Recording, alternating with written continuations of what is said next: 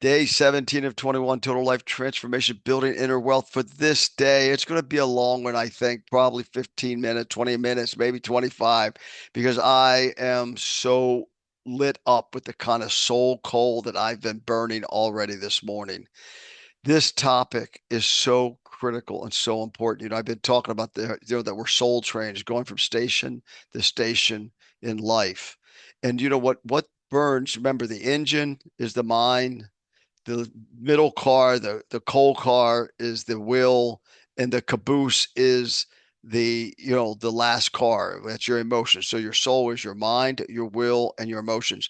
So what coal are you burning with? What coal have you collected over your life that you are burning in and for your soul? This is so critical, this lesson.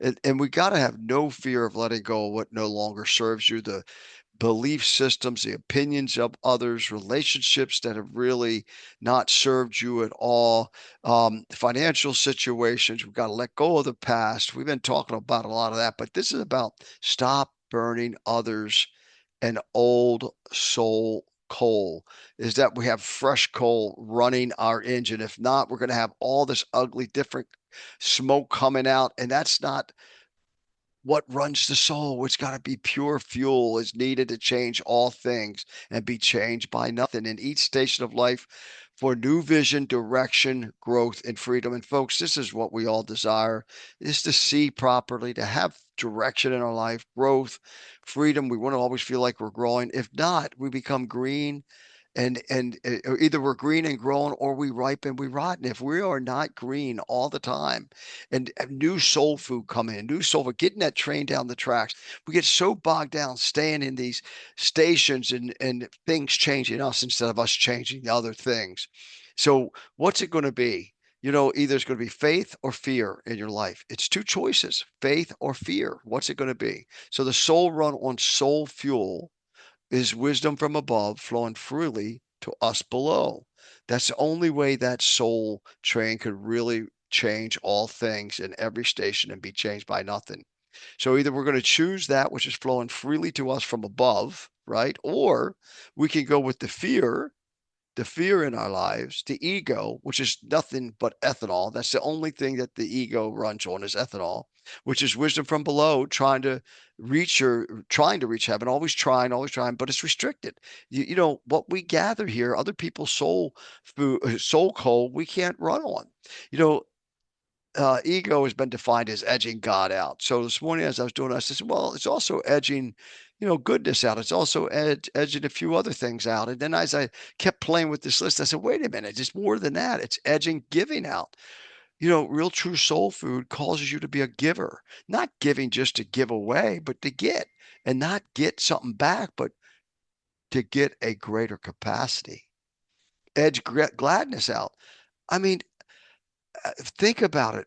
The gladness is what we all seek. We want to be glad. It's edging our glory out, our own glory. The gladness, when you think about it, there's a psalm. King David wrote a psalm, which is music, and it says, today is the day that the Lord has made. Let me rejoice and be glad in it. Our glory. King David said, what is man, O God, that you made him? Oh, you've made him just a little lower than the angels. We edge our own glory out. We edge goals out.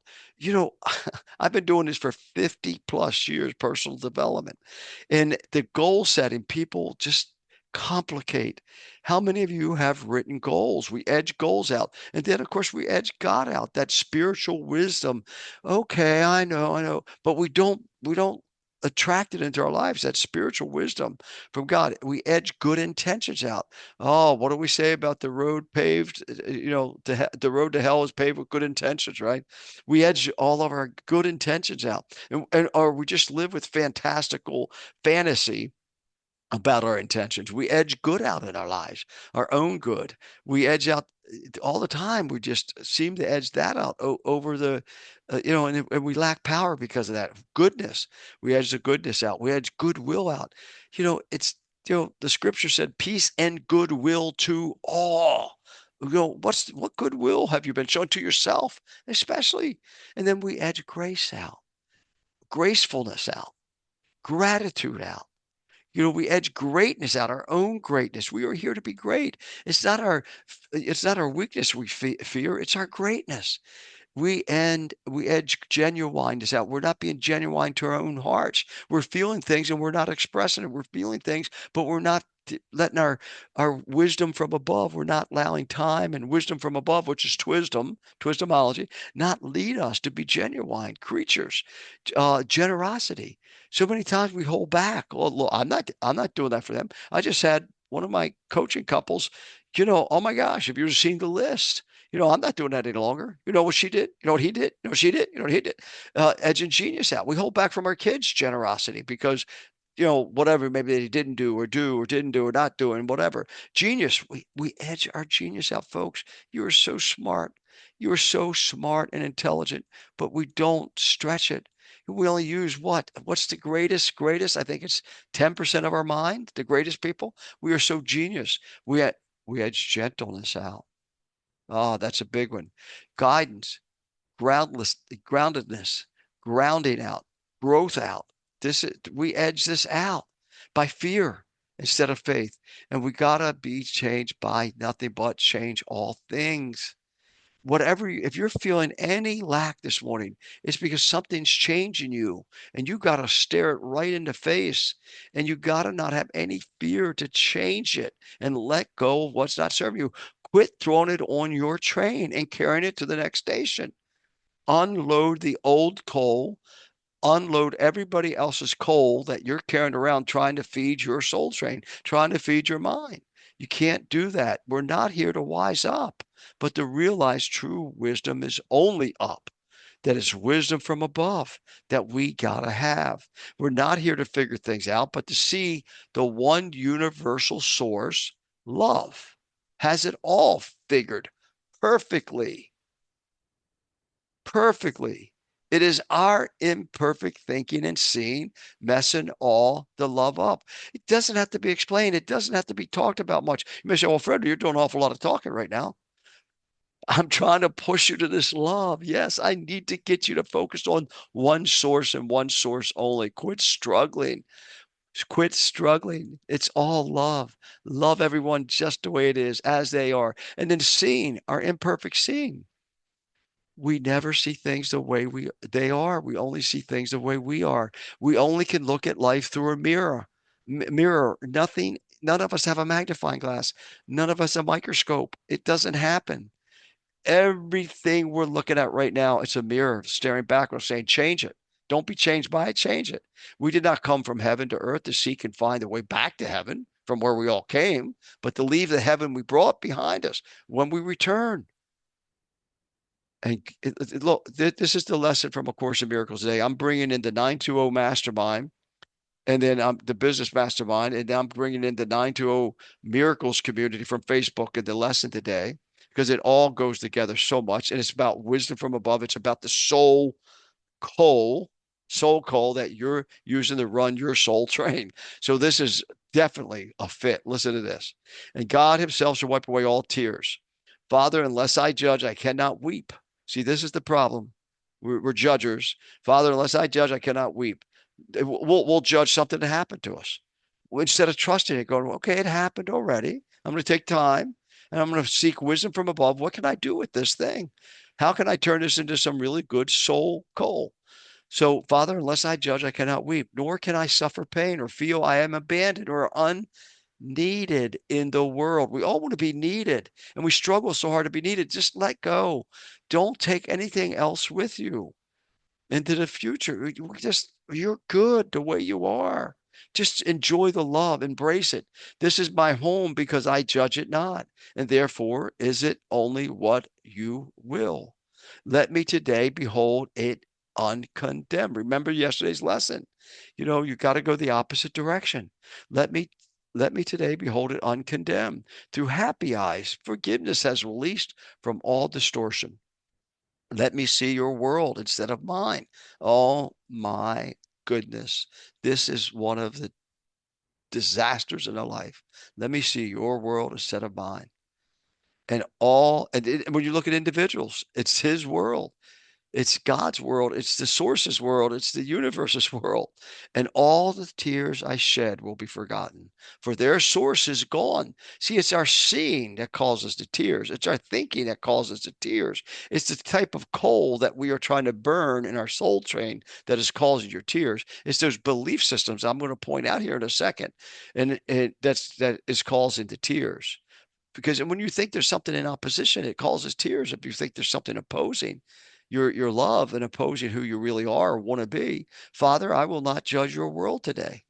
God's world is happy. Those who look on it can only add their joy to it. Right? We came from heaven to bring heaven to earth and bless it as cause of further joy in them. We weep because we did not understand. That's the only reason there's any pain. That's the only reason there's any suffering. There's the only reason there's any tears in your life is because we don't understand. But we have learned the world we saw was false. Ethanol. It's the ego's ethanol. But what we have learned, the world we saw was false, and we will look upon God's world today. That's A Course in Miracles, Wisdom from Above. Now, the other 10 books of wisdom, right? The acclaimed sacred books, in the order that the popularity. um, let's see what it says about tears and about this subject. Revelation 21:4. He will wipe away every tear from their eyes. There will be no more death or mourning or crying or pain. How would you like to live like that, huh? No more death, no more mourning, no more crying. It's a great place to be, my friends. It's not the body. It's soul death. It's not knowing who we are. It's not knowing who our source is. That's death. That's the soul death that it talks about. We have it all mixed up. There will be no more death or mourning or crying or pain, for the older order of things has been passed away. Now, I don't want to get theological on you here, but the Christians believe only for about the last 250 years, 300 years, it got really popular to believe that the scriptures are not fulfilled. Now, this happened, the old order historically passed away in 68 AD with the destruction of Jerusalem. Now, folks, that's not debatable. That's history. It's in the history book. Jerusalem and the whole temple and the old order of worship, the way people must reach God, gotta reach God, and there's only one way to reach God, was done away with because God created souls the same way he created bodies. The soul has a separate thumbprint, the soul has a different DNA, and yet you had religious leaders saying to people you could only get to him one way. You could only get your source one way. And that old order was done away with in 68 AD. The wisdom from above, look at it, read Josephus, read the historians. Don't try to read religious leaders. Just read what happened there, really. And I'm going to challenge anyone. What changed my life? 35 years, I did what most Christians were doing, and that is saying that the Bible is yet to be fulfilled. That's what all the major religions teach still, the leaders. It's not talked about a lot, but the inner belief system, the coal that is driving those trains. You want to know why there's world wars? It's the coal that is being burned in each individual soul. The old order of things were done away with, my friend, in 68 AD. They're gone. They're finished. God is accessible to every single one of us identically the same way. He's already there. It's inside of us. The old order was done away with. Soul coal, my friend, soul coal. Let's look at the other one. For indeed, with hardships come ease. Indeed, with hardships comes ease. What did that mean? It's going to burn away all the dross. It's going to burn away all the fake things. Hardship causes a cleansing a lot of times.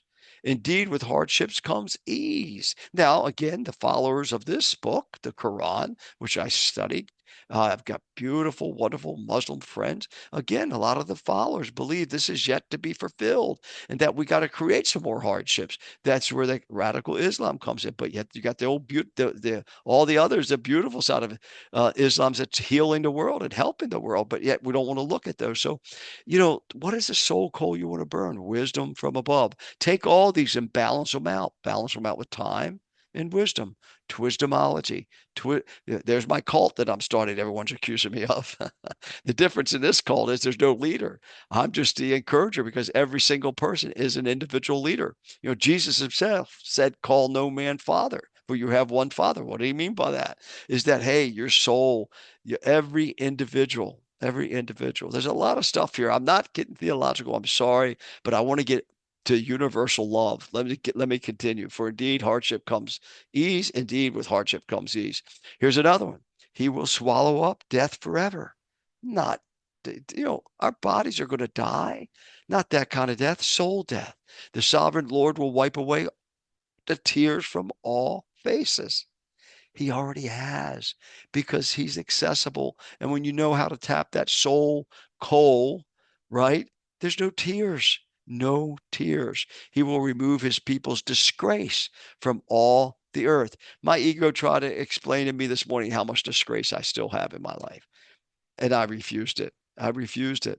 It got me for about 5 minutes, 10 minutes, but I refused it because the old order of things has been gone since 68 AD. And so then I go, okay, wow, look what's going on here now. I have no disgrace this morning.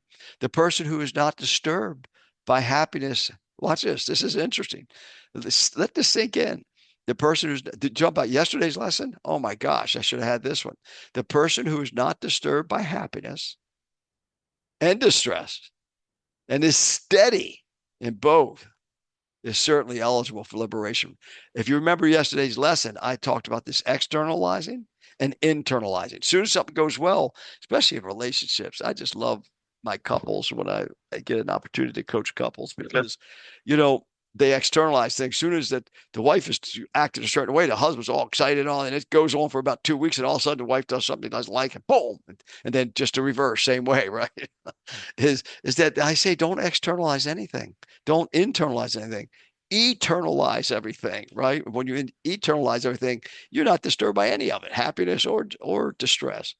No more tears, no more tears. Victory breeds hatred. The defeated live in pain. Ah, the defeated live in pain. The defeated, are you defeated? Are you defeated in one part of your life? Let's stop it. If you're defeated, you are burning somebody else's coal in your mind. That's what's happening.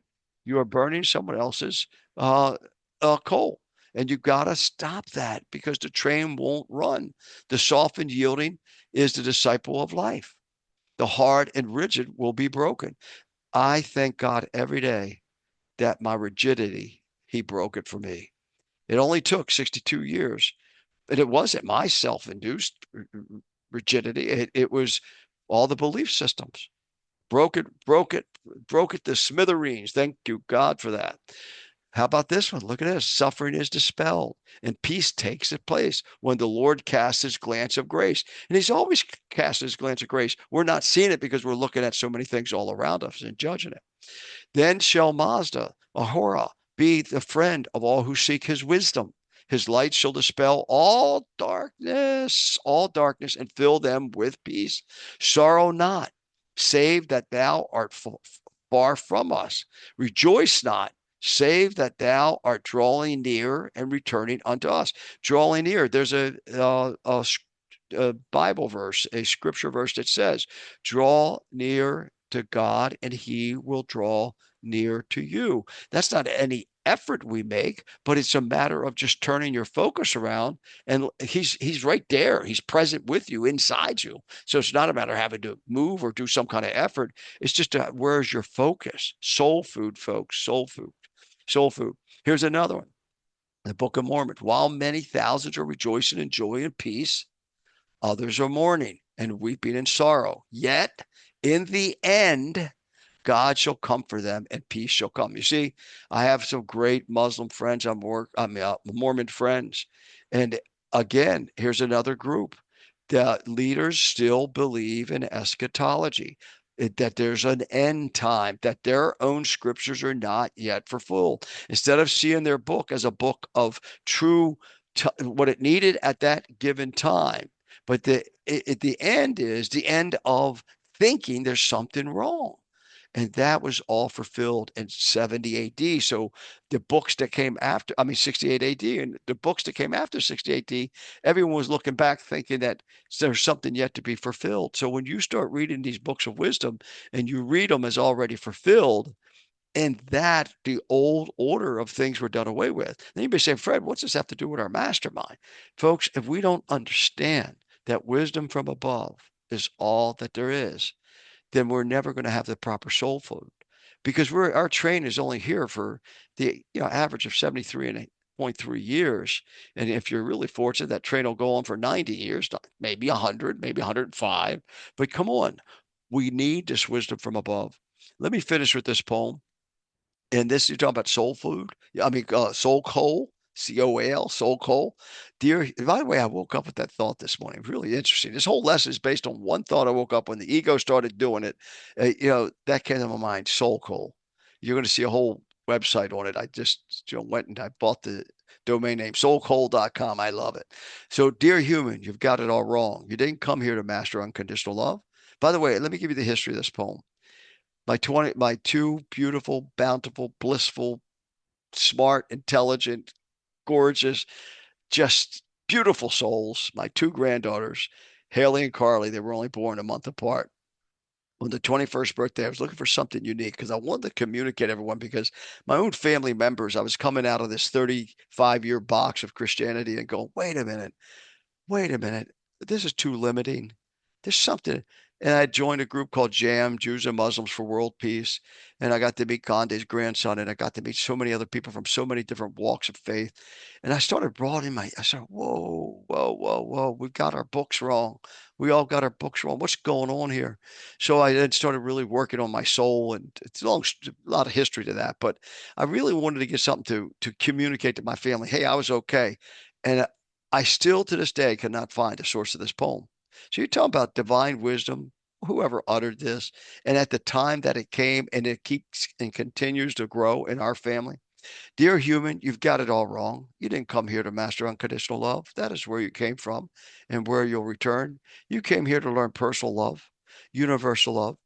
I'm actually choking up. I feel tears in my eyes. Now, he says this will wipe away every tear. See, doesn't mean the water coming out of your eyes. It's the tears of the soul because those tears have started coming up because of tears of joy, because the sweetness of his poem.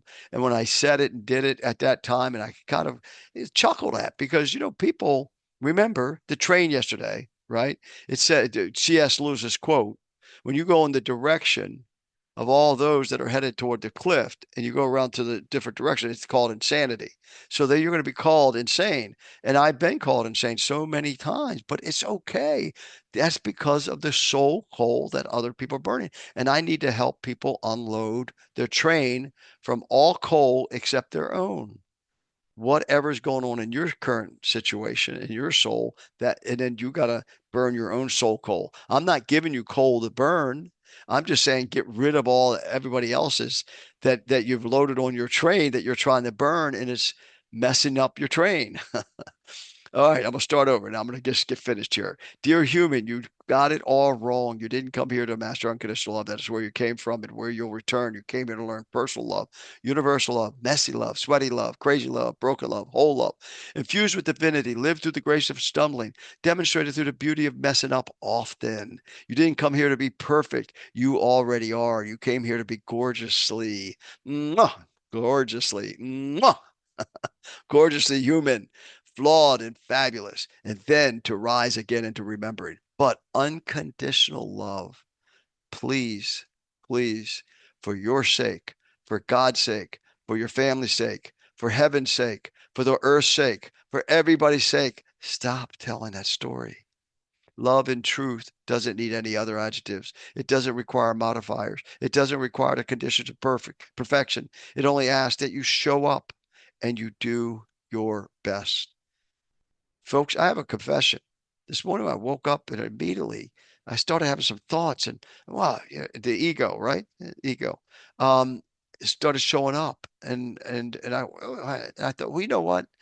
I'm gonna not do the lesson today. And And what are you talking about? You're not doing lesson. You know what the lesson does for you. See, again, I'm another confession. I do this out of selfishness for my own soul coal.